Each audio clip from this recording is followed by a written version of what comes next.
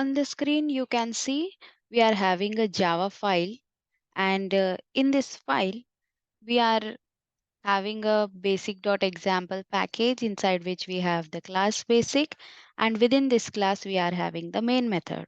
So all this will get by default created whenever we create a class in the project, Java project in the Eclipse ID. So here I'm using Eclipse Workspace or Eclipse ID, where I have created a Java project inside which I have added a basic class by name basics, I mean. So now in this program, I'm going to create an array in Java program. So how to create a one-dimensional array in Java program, we will be seeing in this program.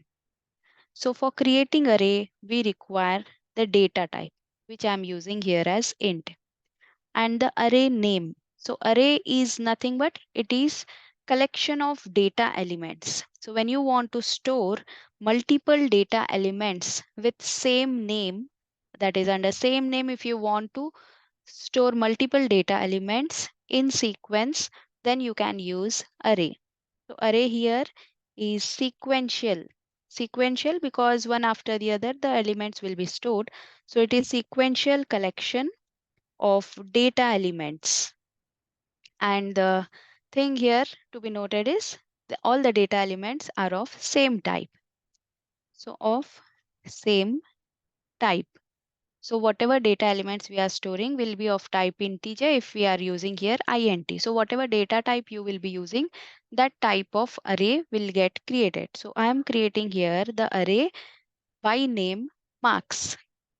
So int marks, and I'm giving here this subscript. So whenever we give this opening and closing square bracket, then this marks here now will become array. So if you don't give this square brackets, then it will be acting as variable. So suppose I don't give this brackets, and if I write some 90 here, suppose I want to add one more value to the same name, that is 85. So multiple values I cannot store in marks. Even if I enclose it in this brackets like this, then also it is not allowing us to store multiple values in the marks. So marks here is the variable which can store only single data element. But if you want to store more than one or multiple data elements, like here I'm using, suppose 5 I'm using the data elements. So I have used here 90, 85, 75, 45, 89. 5 data elements are there. But I'm using a same name marks. So it will not allow me to store multiple data elements in this marks. So for storing it, we need to write here square brackets. So when I write, as soon as I write square brackets, this marks is now an array. So array can store sequential collection of data elements of same type. So whatever is the type mentioned here, that type of data elements we need to add. We cannot add like here if I try to add a double value, that is a floating point number, then again I get an error, type mismatch. So I need to store all the data elements of integer type under the array. So whatever array we are using here, that is in our case it is marks of type integer. So we can give here multiple marks. So as I did not give here the size, dynamically it is going to take the size, that is at runtime it will decide the size of array as we give the data elements. So this is one way of declaring and initializing array at same time. So no need of giving size here when you are initializing the array. At runtime, it will take the size of array depending on the number of elements you have given. Now, if you want to print them, then you can use system.out.println. So println method I'm using to print the array elements. Now array name is marks. So all the array elements, whatever elements we have used in array are indexed. So each element will be having some index. So not some index, it will start from 0 and end with the index which is 1 less than the size. So here the size of array is 5. 5 elements are there. 5 minus 1 is 4. So last index will be 4. First index will be 0. So 0, 1, 2, 3 and 4 are the indexes of these elements respectively.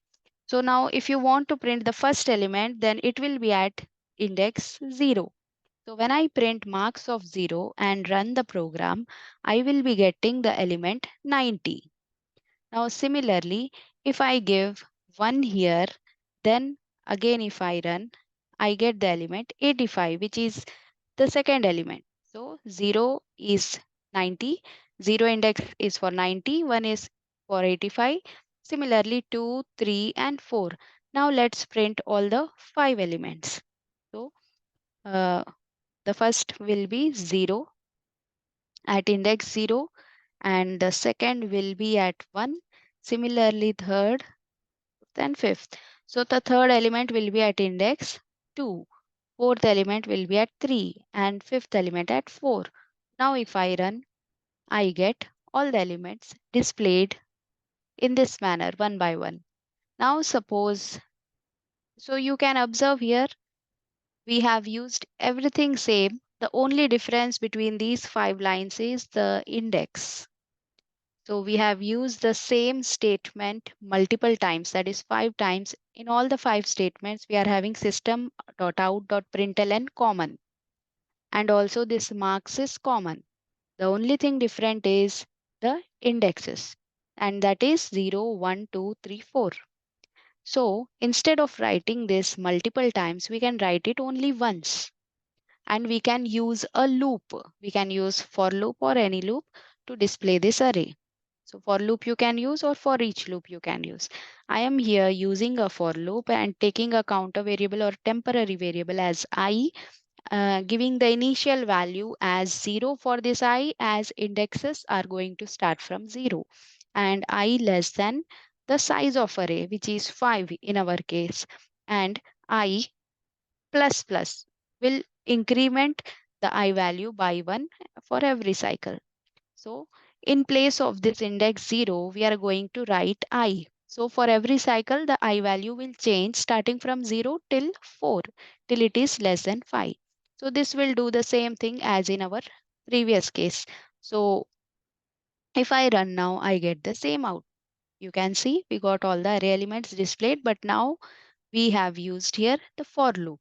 And in case if you want to use for each loop, for int I in marks, that is colon, we can write the marks, and here instead of printing marks of I, we can just print I. So for each I in marks, I will be printed. So when I run, again I get the same way. So using for loop and for each loop, you can print the array elements. And now suppose you want to declare an array and then assign the values, then also, so that also you can do. So for that, you need to use like this. So int marks new int you will be writing, and both the places you will be writing here int, and one place you will have to give the size of marks. So here size I'm giving as 5, and one by one I will be assigning the values using index. So suppose I give first value as 90. So first value will be at 0 index. Similarly, I will be using 1 index, 2 index, 3 and 4. So index 1, index 2, index 3 and index 4. I'm changing just the values 92, 94, 95 and 99, let's take. So now if I run, I get all the values displayed 90, 92, 94, 95 and 99, which I have given now. So in this way also you can declare the array, but here the size of array will be fixed, as at the time of declaration we have given the size of array. So for declaring an array and not initializing at the time of declaration, you can give the size of array and declare the array in this manner. So data type, the square brackets and the marks, which is array name, equal to new, which will assign the memory to the array, and int the data type and then mention the size in this subscript or bracket. So this way you can declare and assign values to array separately and print them using for each loop. Or also here again you can use the for loop.